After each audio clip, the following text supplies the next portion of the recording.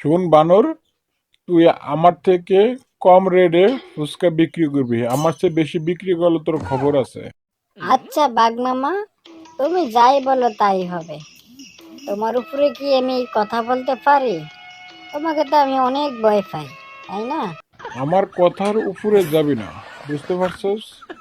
আমি যা বলি তাই শুনবি, আর না হলে তোর দোকান ভেঙে তোকে উঠিয়ে দিব।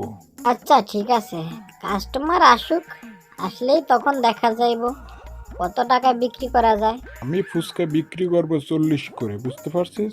আচ্ছা থামো, কাস্টমার আসছে। আমার কাছে আসেন, আমার কাছে খুব ভালো ফুচকা আছে। আমার কাছে আসেন, আমার কাছে সবচেয়ে ভালো ফুচকা, ওরগুলা নষ্ট। ওর কাছ থেকে ফুচকা না, ফুচকা খাবো। বাঘ মামা, এক প্লেট ফুচকা দাও তো। আচ্ছা ঠিক আছে, দিতেছি। কি টক বেশি খাবেন নাকি জাল বেশি খাবেন, না দুটি বেশি খাবেন? আচ্ছা বাঘ মামা, আগে রেটটা বলো, প্লেট কত করে? শিয়াল ভাই, ফুচকার প্লেট মাত্র 40 টাকা আপনার জন্য।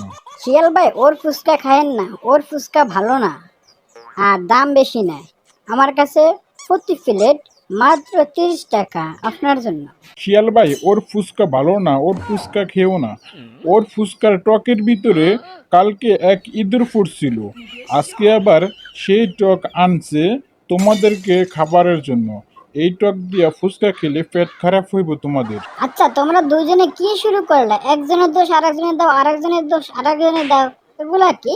তোমাকে কারোটাই নিব না। তুমি বলছো ওর খারাপ, আর ও বলছে তোমার খারাপ, তোমরা দুইজনই খারাপ। বিশ্বাস করেন আপা, আজকে আমারগুলা তৈরি করে আনছি টক পানি। ও মিথ্যা কথা বলতেছে আমার নামে। ও সব সময় আমার পিছে লাইকেই থাকে, এরকমই করে। আমার কাছ থেকে এখন ভালো লাগবে। থাক হইছে, আর আপনার মিথ্যা কথা বলতে হইব না। আপনারা দুইজনই খারাপ। চলো আমরা চলে যাই।